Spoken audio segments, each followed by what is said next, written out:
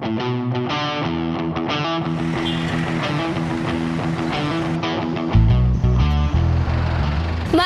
iligan! Assalamualaikum warahmatullahi wabarakatuh. Welcome to the city of waterfalls, the Iligan City. Tara, suroy ta! Maganda ang mga tanawin dito. Astig ang mga pasyalan. Masayahin ang mga tao at masarap ang mga pagkain. Ang saya maging Iliganon. Ang lungsod ng Iligan sa Northern Mindanao ay kilala sa magagandang beach at resort ng Timoga. At sino ang makakalimot sa isa sa pinakakilalang waterfall sa Pilipinas? Nandito tayo ngayon sa Maria Cristina Falls, ang pride of Iliganon. Isa ito sa beautiful tourist spots of the Iligan City at isa sa pinakamalaking pinagkukunan ng kuryente sa malaking bahagi ng Mindanao.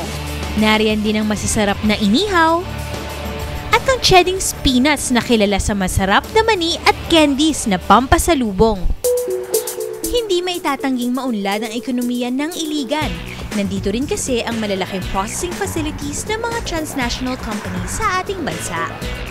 Bagamat malaki ang ambag ng mga ito sa pag-unlad ng lokal na ekonomiya, nasisira naman ang likas na ganda at yaman ng syudad dahil sa mga operasyon nito. Sira na ang gilid ng mga bundok ng Iligan at marumi na ang mga ilog dahil sa patuloy na pagmimina at pagkuha ng limestone.